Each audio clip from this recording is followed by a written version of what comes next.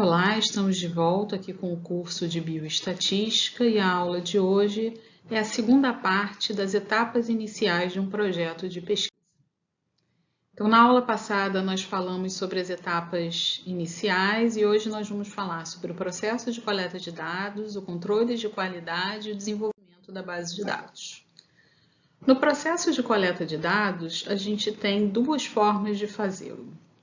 De forma direta, em que a gente aplica os questionários aos entrevistados, ou de forma indireta, em que os dados são coletados de algum registro que já existe.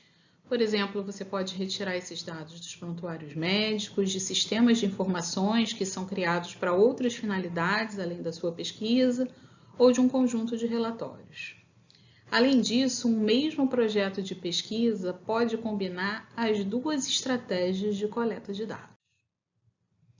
Entre os tipos de dados que nós coletamos, nós temos dados primários e dados secundários. Então, quando nós trabalhamos dados primários, são os dados que o próprio pesquisador produziu para o seu estudo. Já os dados secundários são aqueles existentes e que foram produzidos ou coletados com outra finalidade que não a pesquisa em questão. Vários estudos são realizados com bases de dados secundários, como, por exemplo, os estudos de tendência de mortalidade, em que utilizam a base dos sistemas de informações sobre mortalidade, que tem cobertura nacional, e as estimativas da população, normalmente a gente utiliza do IBGE. Em oncologia, nós temos os registros de câncer, tanto os registros hospitalares, então a área de cobertura dele é um hospital, aquele hospital a que ele se refere, ou o registro de câncer de base populacional, que vai se referir a uma cidade ou um conjunto de cidades, dependendo da área de cobertura daquele registro. A coleta de dados é a aplicação prática de todas as estratégias de coleta de dados que foram planejadas. No caso de entrevistas diretas aplicadas por entrevistador, a gente tem a seleção e o treinamento desses entrevistadores, a verificação e a organização de instrumentos de coleta de dados até chegar de fato na coleta. Essa parte de verificação e organização dos instrumentos, ela pode parecer tão elementar, mas ela é vital. Imagina que você vai fazer a coleta no seu tablet e o seu instrumento de coleta de dados é o tablet, que tem lá o programa instalado, e o seu tablet não tem bateria. Então, naquele dia, você não consegue fazer a coleta de dados até carregá-lo. Ou se você trabalha com instrumentos de coleta de dados em papel, em que você pediu para copiarem e só copiaram a frente do instrumento, o verso não copiaram. Então, cada etapa do processo, ela precisa ser cautelosamente planejada para que tudo dê certo. No controle de qualidade, nós temos diversas alternativas de trabalho. O objetivo dessa etapa é otimizar a qualidade dos dados coletados. Entre as estratégias, a gente tem formação de equipe treinada, composta por coordenadores, supervisores e entrevistadores, quando a gente tem uma grande pesquisa, né, que a gente precisa de vários entrevistadores e supervisores. A coleta por mais de um profissional para posterior comparação, que foi o exemplo que eu dei do tabagismo na aula passada. Então, o entrevistador passa num dia, no dia seguinte o supervisor passa e refaz algumas perguntas, não faz o questionário inteiro, mas pode refazer algumas perguntas para a mesma pessoa, é uma forma da gente fazer um controle de qualidade. A crítica e codificação do material coletado, em que um profissional lê o que foi coletado completamente e vê se não tem inconsistências. Como, por exemplo, imagina que eu coleto uma data de óbito da data de hoje, mas a minha ficha, o preenchimento da minha ficha foi realizado há uma semana atrás. Isso não é possível, né? Isso denota uma inconsistência. Então, a pessoa responsável pela crítica e codificação do material vai identificar essa situação.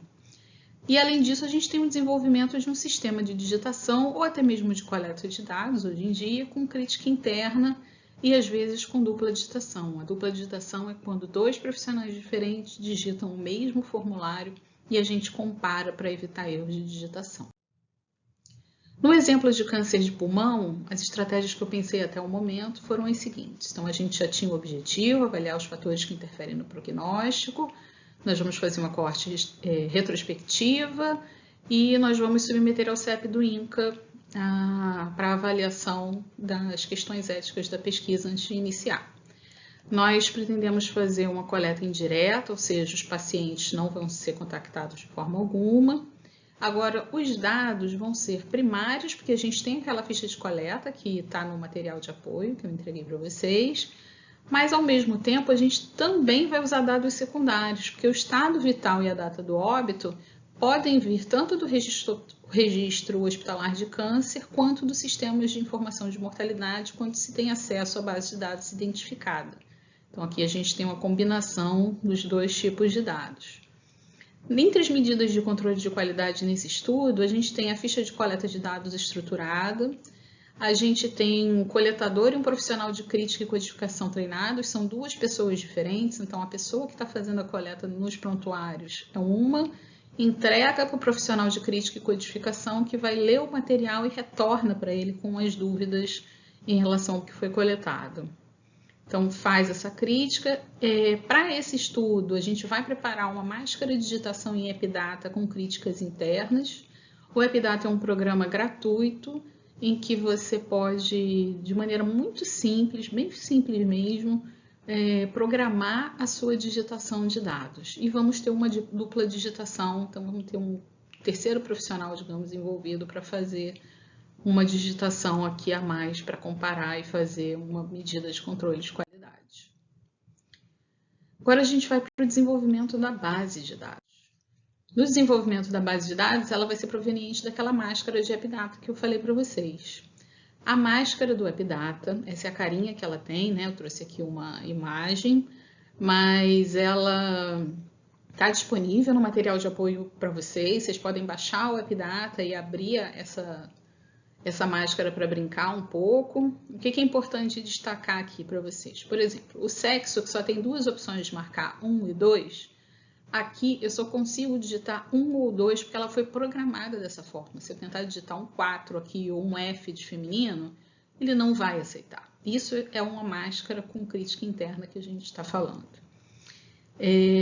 Quando eu trato, por exemplo, do tabagismo, vocês lembram que tinha um salto? Se a pessoa fosse não fumante, que era o 1, ele vai pular direto para o performance status, que é a pergunta seguinte não relacionada a tabagismo.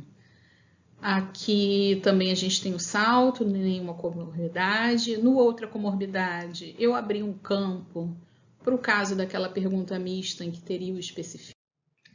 Nessa página aqui da digitação dos nossos dados do exemplo de câncer de pulmão, eu queria falar mais sobre os campos data. Então, aqui eu determinei que a data vai ser digitada da forma dia, mês e ano. Observa que o ano está com 4 dígitos. E aqui eu ainda tenho um outro recurso. Por exemplo, eu posso fazer uma crítica interna que diga que a data do último contato registrado ou do óbito, ela tem que ser sempre maior ou igual que a data do diagnóstico do tumor, porque não é possível, né, ter uma situação diferente. Em relação à causa do óbito, essa máscara aqui, ela pode ser melhorada, porque lembra que eu falei que eu ia codificar a causa do óbito usando a CID-10? Então, eu não preciso dessa parte que está aqui para digitar com o campo aberto. A CID com os 3 códigos, os 3 dígitos, perdão, ela vai dar conta do que eu preciso. Eu retiraria essa parte daqui. Aqui eu tenho, então, a data de preenchimento, o CPF do responsável, eu já falei sobre a importância desses campos para vocês. E nas observações eu coloquei aqui, trabalha com amianto, e eu poderia digitar um número. O campo observações é um campo bem aberto, que vocês podem digitar o que for necessário. Agora eu quero fazer uma diferenciação com vocês entre dados e informação. Estou o tempo inteiro falando de processamento de dados e bases de dados, coleta de dados, e às vezes a gente fala de dados e às vezes nós falamos de informação. Dado é qualquer característica passível de observação, mas sozinha ela não transmite um conhecimento. Então, por exemplo, a idade de um paciente é simplesmente a idade daquele paciente, né? Uma coisa individual, é um dado individual. O reagente que eu empreguei no meu experimento ou o resultado da mutação do RAS. Esses são dados individuais que não trazem tanta informação, não transmitem conhecimento. Já a informação é um conjunto desses dados que vai transmitir conhecimento. Então, é a ordenação ou organização desses dados de forma que você transforme um dado em conhecimento. As informações elas podem ser divulgadas em tabelas, gráficos e indicadores, e em geral os dados individuais a gente não divulga.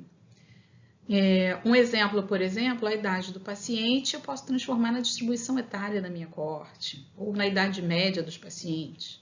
E a mutação do RAIS, eu quero saber, por exemplo, o percentual de tumores com mutações CARRAS.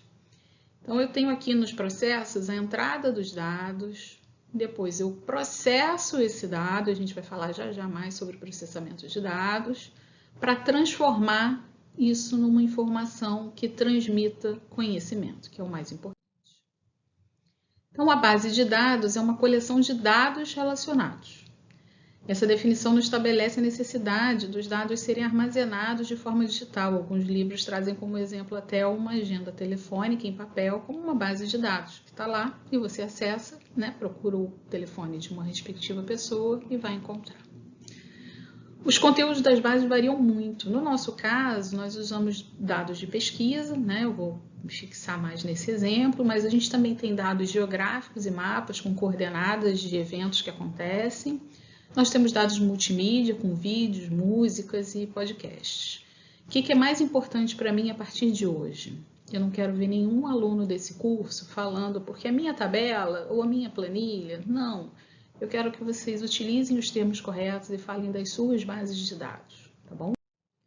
As variáveis são atributos ou características de animais, coisas, indivíduos e lugares que nós podemos medir e observar.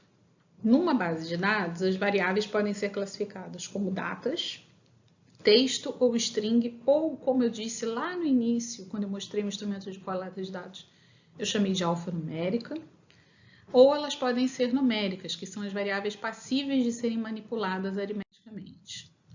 Essa daqui é a nossa base de dados, que vai ficar disponível em breve para vocês na nossa plataforma do estudo de câncer de pulmão. Então, a gente tem aqui algumas variáveis para exemplificar. A data de nascimento, que aqui, desta forma que está, a gente tem primeiro ano, depois o mês e, na sequência, o dia. Nós temos o tabagismo antes do diagnóstico atual, se a pessoa era tabagista ou não, que era 1, 2 e 3. E aí vocês observem que a gente tem aqui o 1, era quem nunca fumou, que é, no caso da carga tabágica, a gente tem esses dois NAs aqui, que é um dado que não está disponível, porque são pessoas, na verdade, que não fumam, então eles não devem mesmo ter essa informação coletada. Em termos de terminologia das nossas bases de dados, nós trabalhamos com campos, que é uma unidade básica de informação, então a gente tem aqui, por exemplo, campo prontuário desse paciente, nós temos o campo data de nascimento desse outro paciente, e nós temos o campo carga tabágica desse outro paciente. Então, seria como se fosse cada célula aqui da nossa base de dados. Os registros, eles nada mais são do que um grupo de campos relacionados. Então, um registro aqui que eu destaquei para vocês, o registro desse paciente é toda essa linha em que vai ter o campo que vai corresponder ao prontuário, a data de nascimento, sexo, tabagismo e a carga tabágica deste paciente. Então, é tudo relacionado a este paciente. A chave, eu já falei sobre ela quando eu falei do instrumento de coleta de dados, é o identificador único, nesse caso aqui, de cada paciente, eu usei o prontuário. Por que essa chave ela é importante? Vocês imaginem que eu coletei uma parte da informação naquela ficha do instrumento de coleta de dados, mas eu vou usar o dado do registro hospitalar para unir as bases. Como é que eu posso fazer isso? Por meio do prontuário, porque eu sei que o registro hospitalar de câncer coleta essa informação do prontuário, então eu posso unir essas duas bases usando essa chave. É muito importante que a chave seja única para cada registro da base de dados. Como é que é o nome dos campos numa base de dados? Em geral, eu escolho os nomes bem relacionados. Por exemplo, quando a gente tem lá no nosso instrumento de coleta de dados o prontuário, quando você vai olhar o nome da minha variável na base de dados, é prontuário, simplesmente assim. Estadiamento patológico, que é maior, eu chamei de estádio PAT. É importante evitar nomes extensos, porque alguns programas limitam o nome da variável em 10 caracteres, 15 caracteres, 8, depende do programa que você vai utilizar para analisar os seus dados. E uma base de dados, ela jamais contém nomes repetidos de campos, ou seja, se eu estou fazendo uma pesquisa sobre câncer familiar, então eu coletei o sexo daquele paciente que eu estou entrevistando e coletei o sexo de 5 filhos que ele tem. Se eu chamei a primeira variável de sexo, a segunda, com o sexo do primeiro filho, vai ser sexo 1, digamos, ou sexo A. Ela jamais vai se chamar sexo também. Então, a gente tem uma distinção entre os nomes das variáveis sempre. Uma base de dados nunca vai ter nomes repetidos das variáveis. Algumas recomendações baseadas na experiência que a gente tem em trabalhar com essas bases de dados. Para os campos string ou alfanuméricos, sempre utilizem a digitação em maiúsculas, sem acentos ortográficos e sem cedilha, porque alguns programas eles diferenciam o R, que é o que a gente vai usar aqui, eles diferenciam maiúsculas e minúsculas, e alguns programas têm dificuldade de ler acentos e transformam os caracteres estranhos. Então, o ideal é que vocês não os utilizem. Em relação às datas, que eu comentei que ia falar melhor depois, o que é importante? Vocês determinarem, vocês podem fazer isso no ato da programação, se vocês vão botar o dia, mês e ano, como em geral a gente usa aqui no Brasil, ou se você vai usar mês, dia e ano. Além disso, é importante que vocês sempre especifiquem o ano com 4 dígitos, porque assim, 2018 não vai virar 1918, que acontece isso frequentemente, quando você bota só o 18, em vez de colocar 2018. E, por exemplo, 8 de fevereiro de 2021, ele pode virar um 2 de agosto de 2021 se você não souber qual dos dois formatos em relação à posição do mês você está utilizando. Isso é bastante importante também. Além disso, a gente tem uma agilidade na coleta de dados ou na digitação quando a gente usa um teclado numérico. Em tablets e tudo mais, em geral, quando a gente vai digitar algo que é só numérico, às vezes abre um campo, né? O teclado que abre é só o teclado numérico. Esse teclado está disponível em computadores grandes, os desktops, ou em alguns notebooks também, né? Nos teclados às vezes tem essa opção. E eles agilizam muito a digitação. No caso de perguntas do tipo sim, não, é muito mais fácil digitar 1 ou 2 ou 0 ou 1 do que ir lá no meio do teclado e botar um S ou um Y, um diez, enfim. É muito mais fácil você usar o teclado numérico. Agora eu vou falar um pouquinho para vocês sobre os dicionários de variáveis. Ele é um instrumento específico que também deve ser conciso e claro, em que a gente relaciona as variáveis da base de dados e as suas características. Eu posso ter várias características no dicionário. Eu listei apenas algumas delas aqui e vou mostrar para vocês 2 exemplos. Se vocês entrarem no integrador do Registro Hospitalar de Câncer, é só procurar integrador RHC no Google, vocês vão achar esse dicionário de variáveis que eu baixei um pouquinho antes de programar essa aula aqui para vocês. Então, esse dicionário dele está ordenado pelo nome da variável, tá?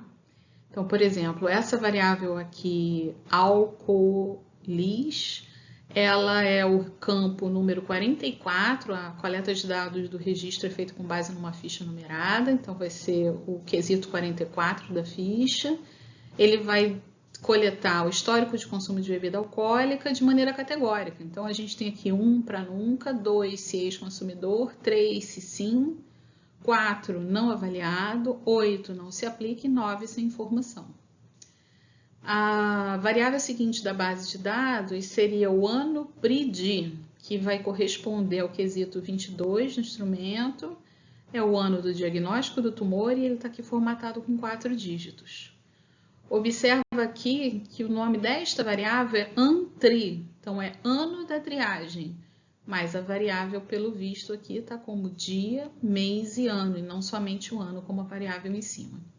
É de suma importância que ao entregar uma base de dados para alguém analisar, vocês entreguem o dicionário, porque é como se fosse um grande guia que a pessoa precisa para saber quais são as categorias, né? Você imagina aqui nessa categoria de alcoolismo que varia 1, 2, 3, 4, 8 e 9, se eu não souber que o 1 é nunca e o 2 é ex-consumidor, eu não posso sair fazendo suposições. É importante a gente saber o valor corresponde a qual categoria.